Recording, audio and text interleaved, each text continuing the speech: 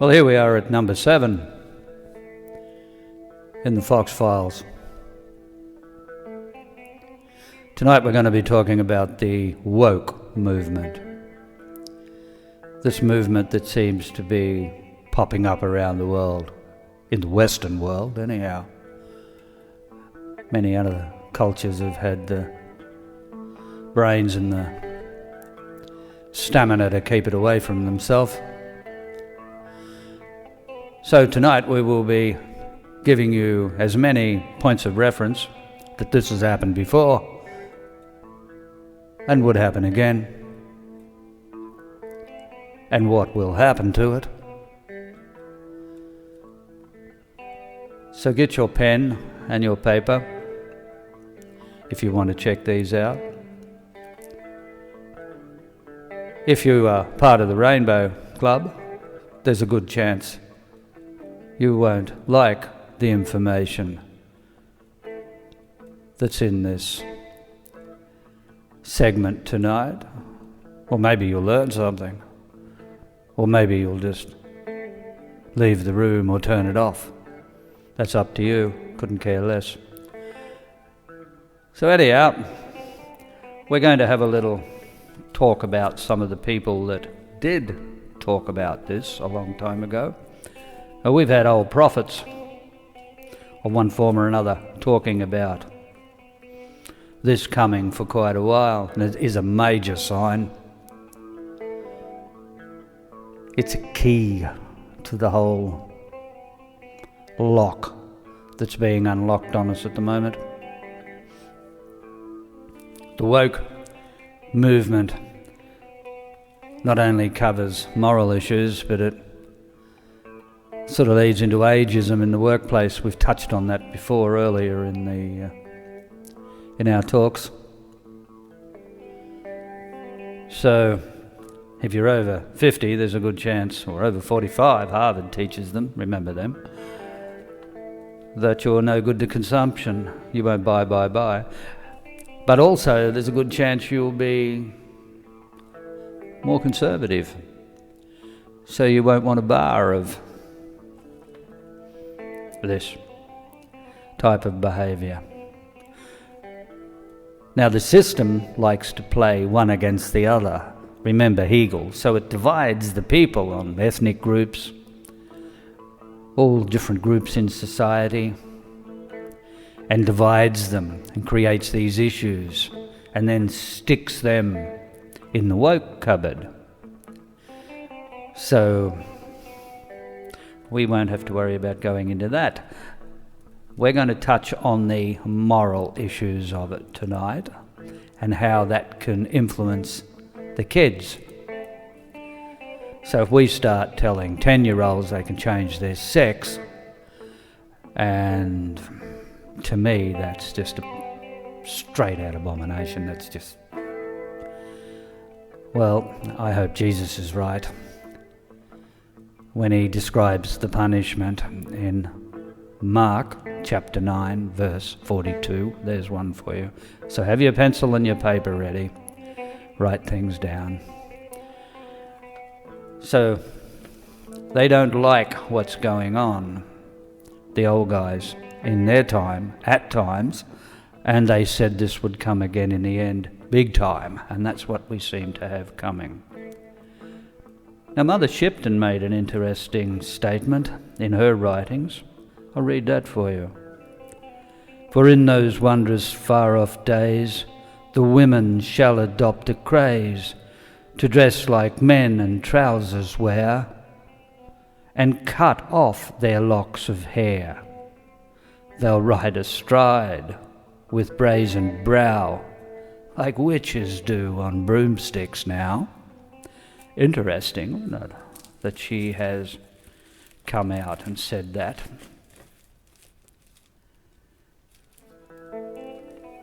At the same time this is going on, she says, another one, there'll be a sign for all to see. Be sure it will certain be. Then love shall die and marriage cease, and nations wane as babies decrease. Well, whether you're seeing that going on around the place or not, that is up to you. So there's Mother Shipton, there's a little bit from her. And if you want to read about the woke movement in full-blown flight, I suggest you read about the characteristics of behaviour to Sodom. And you will read this in Isaiah chapter 3. Read it all, the whole chapter. Chapter 3 in Isaiah. Nails it very good. If you want to read about greedy people accumulating lots of houses and rubbing the face of the poor in their greed, I suggest you read Isaiah chapter 5, verse 8. So, we're giving you some verses here, not picking and choosing what to read either. We are picking what is relevant for what is going on. You don't like it, then don't listen. So, and don't go looking for the verses if you don't like what you'll find, because what you'll find is a map of the future that's now here. Now Abraham, in the book of Jubilees, in chapter 16, he mentions Sodom's behaviour and Sodom's downfall as well. That's in the book of Jubilees. That's not in the Bible. That's one of those books I was talking about, translated by R.H. Charles at Oxford University. They were all done about 1910, 1908, in there somewhere.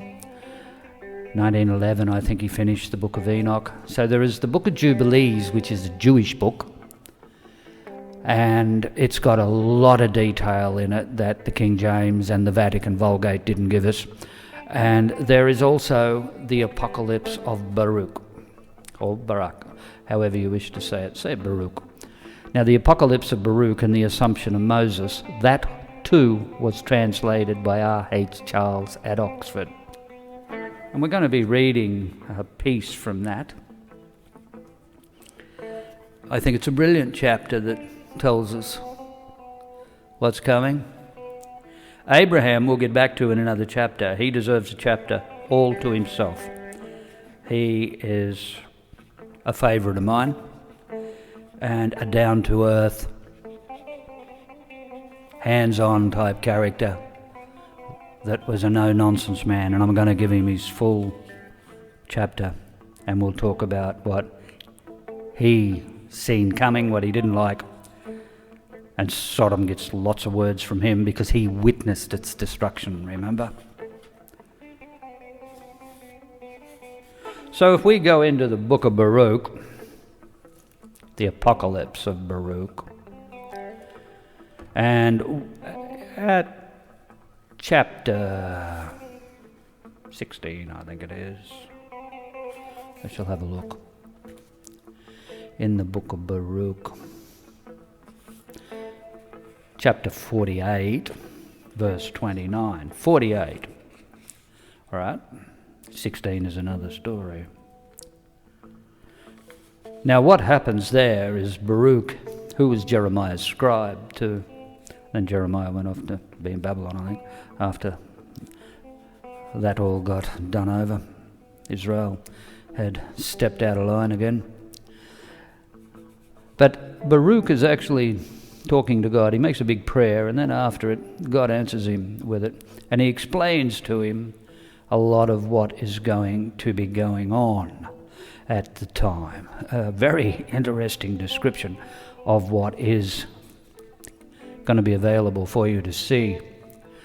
I can see why they haven't included it in the Vulgate, the King James, or any of them other Bibles that fall out of American universities.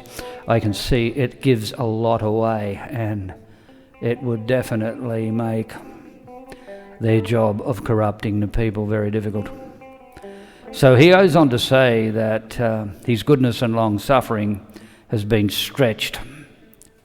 And he goes on to tell him what he is going to see, what people will see at that time. And he says this: that there shall be turbulences coming in the heat of indignation, and it shall come to pass in those days that all the inhabitants of the earth will be moved one against another, because they know not that my judgment has drawn near. For there shall not be found many wise at that time, and the intelligent shall be but a few. Moreover, even those who know shall most of all be silent. And there shall be many rumours and tidings, not a few. And the doings of phantasmata shall manifest. Things you can't believe are going to happen. And promise not a few recounted. Some of them shall prove idle, and some of them shall be confirmed. And honour shall be turned into shame, and strength shall be humiliated into contempt, and probity destroyed.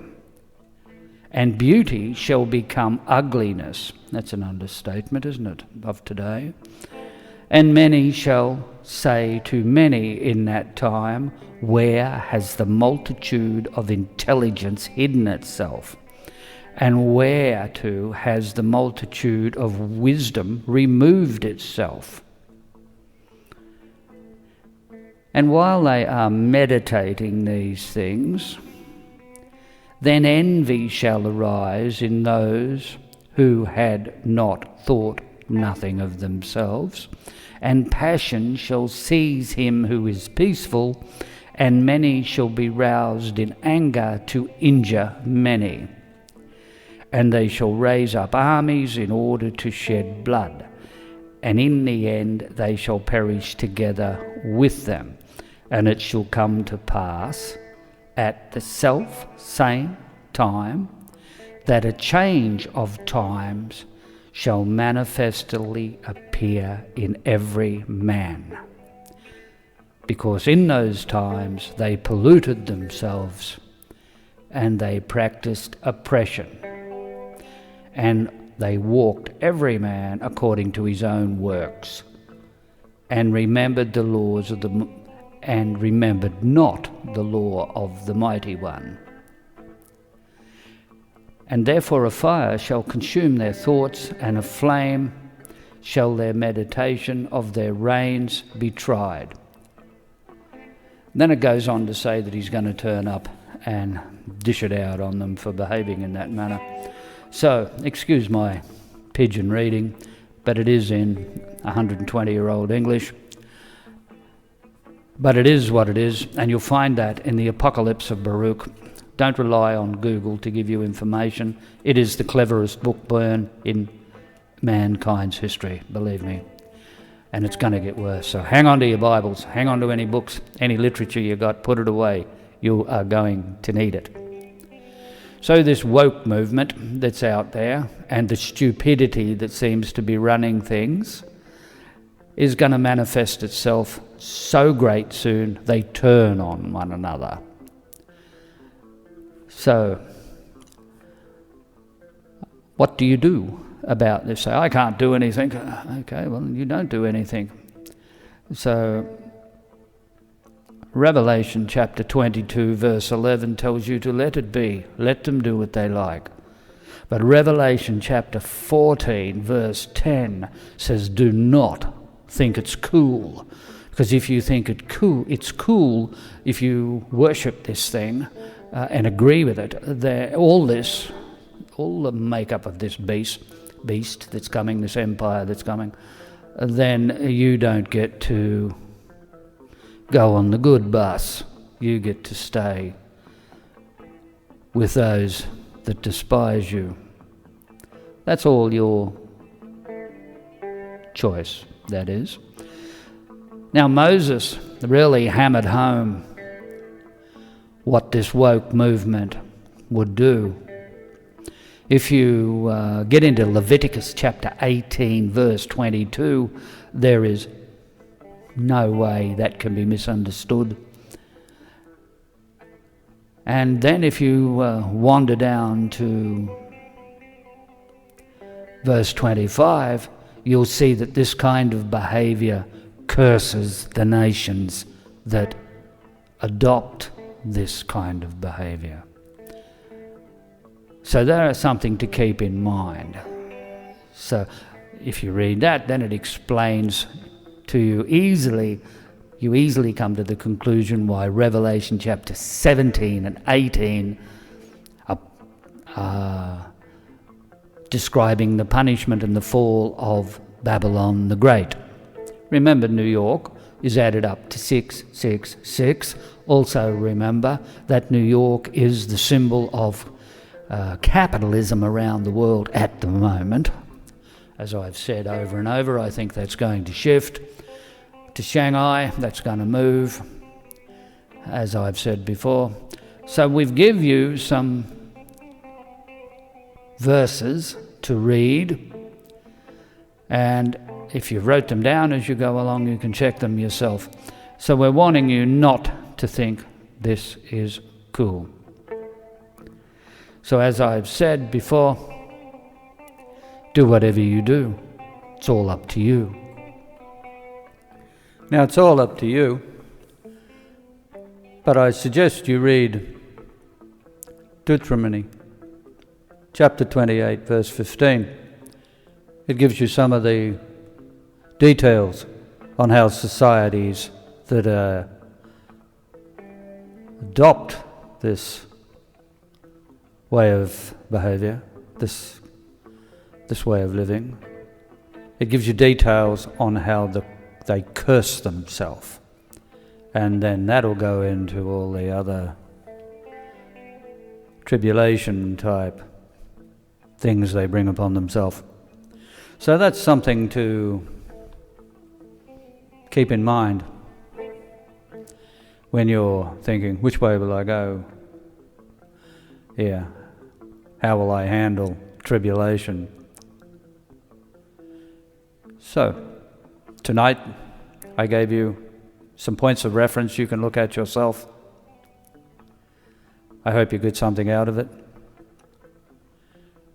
I hope the information is useful to you. You can pass it around if you think it is.